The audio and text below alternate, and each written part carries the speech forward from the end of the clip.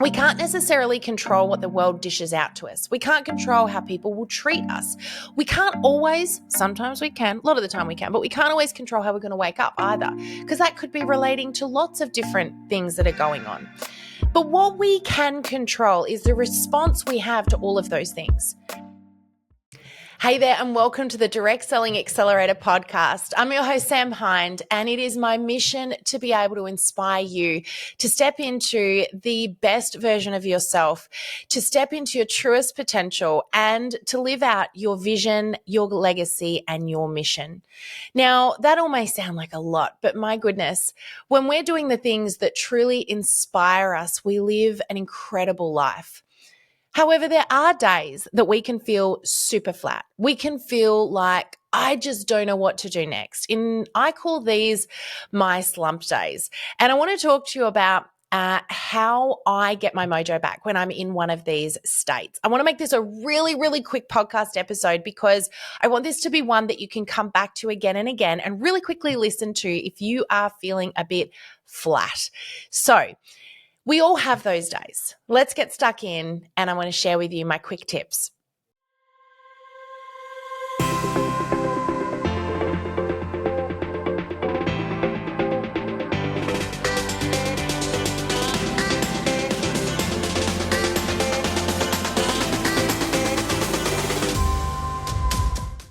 Now, I don't care how inspired you are. I don't care how big your mission is. I don't care how big or small your business is. We all have those days where we wake up and we're like, I just need to find my mojo.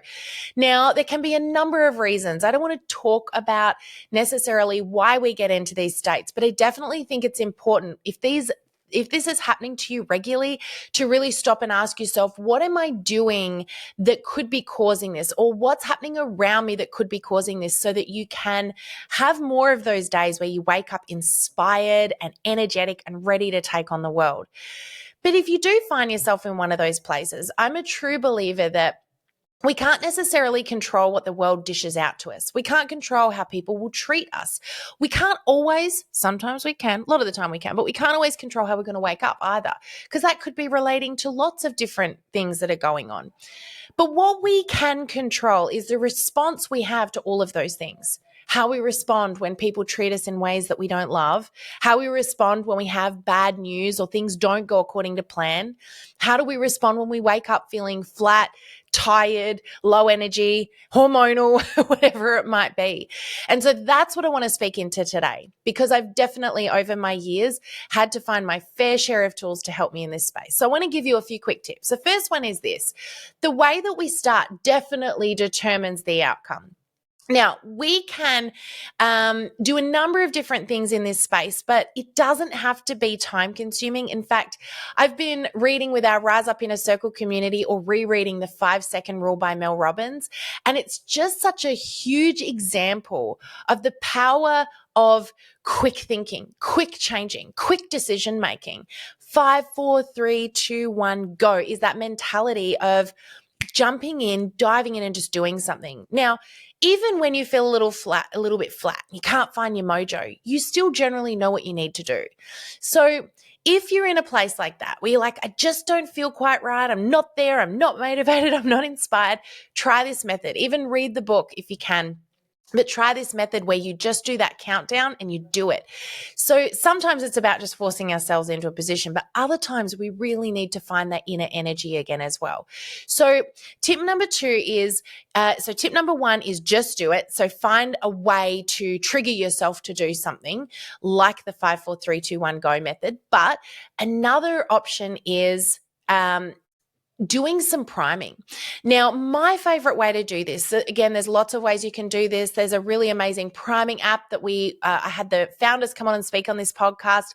So, and we'll reference that as well in the podcast show notes here. So you can check that one out if you want to. But another of my favorite ways to prime myself is by listening to Tony Robbins' priming exercise on YouTube. It's completely free. It's about 10 to 15 minutes. There are several of them, so you can pick which one you want to do. But it goes through a series of, first of all, breathing exercises, which is really powerful. It then goes through some gratitude and some visualization. And I promise you, every single time I do this, I do have to find that time. It does take 10 to 15 minutes, but every time I do it, it totally resets where I'm at. So I highly, highly recommend doing that. Okay. Next up, I want to talk about another quick and easy strategy to find your mojo. It's a really such a simple one, but man, oh man, is it powerful.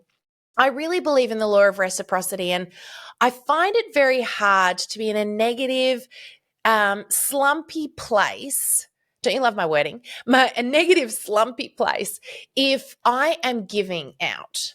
And so one of the things I'll do is if I feel a little bit flat is I'll think, who can I connect with right now and impact, inspire, encourage? And so I'll find someone to either compliment, encourage, inspire, cheer on, just any of those things. It doesn't have to be complicated. It might just be thinking, who's someone that just drops into my heart right now that I could just reach out to and say, hey, how are you doing? You've just popped into my mind. I just want to encourage you, or, give them a compliment. Just tell them you love what they're up to. Maybe it's someone you saw on Facebook this morning and you thought to yourself, what a cool post, or, don't they look amazing? You share those things with people.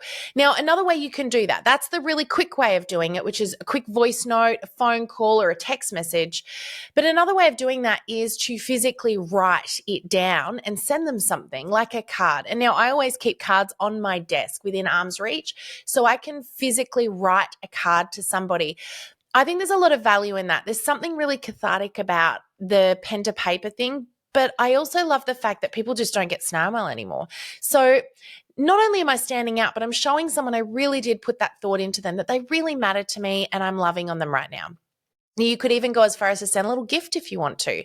Another thing that I love to do is I'm a little bit of a book collector. I think there's two different, it's not habit, but two different hobbies. One is reading books and another one is collecting books. So I tend to collect books as much as read them. And so when I find a really great book, like the 5-second rule, I'll buy 3 or 4 copies of it when it goes on special, and I'll just keep them on my bookshelf, so that in one of those moments where someone pops into my heart and I think I really want to encourage them, I'll send them a copy of the book if I feel it could impact them.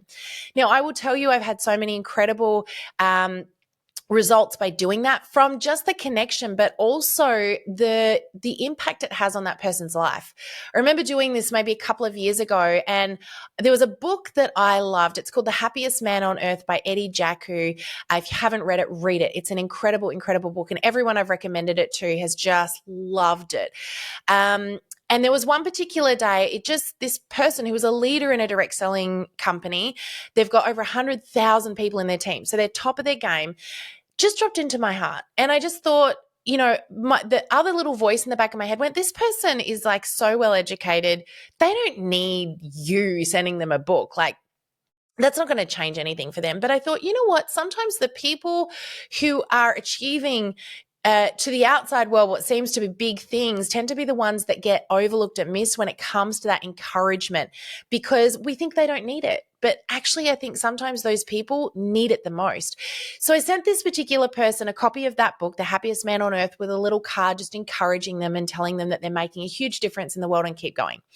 About a month later, I get a voice note from this person saying to me that that book was so impactful to them that they'd now bought dozens of copies and sent them to all of their leaders, and it was having a huge impact on them as well. And he just said, that book has changed my life. He said, thank you so much for being obedient to that little prompting that you had and sending that to me. He said, my life is better for it. And he said, I really appreciate you. And, we are now really, really great friends. We connect on a weekly basis. And I'm just so glad that I listened to that prompting that day. So that's another little thing you can do. When you give out, you receive. It's not about receiving something back from that person. It's about the feeling that you get on the inside when you've encouraged somebody else, and it really does uplift your spirit and change the way you show up in the world, I believe. So that's another one of the things I can do really quickly. Now, another really quick one. This one's a really powerful one because it's so simple. We can all do it, and I really think it impacts all of us, and that is music. Have yourself a game on song. Now, I've got a whole game on song playlist I keep on my phone for moments like this. When I feel I need a bit of inspiration, when I feel that I'm a little flat, I'm in that slump, I can put that playlist on and it just gets me going. It just changes how I feel. It changes my demeanor. And here's the key to this. I move my body because I'm changing my physiology.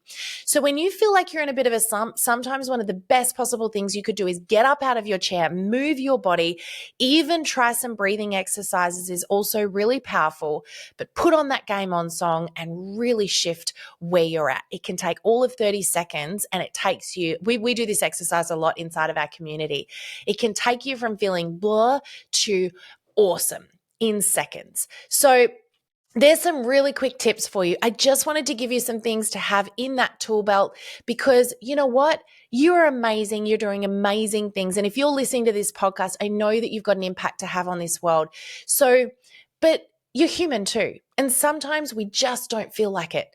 So we know we still need to step up to the plate every day, whether it's with your kids, your partner, your team, your work, your clients, whatever it looks like. So if you need to switch on and you're just not feeling it, try one of these little tools or techniques. You could also try some things like breathing exercises.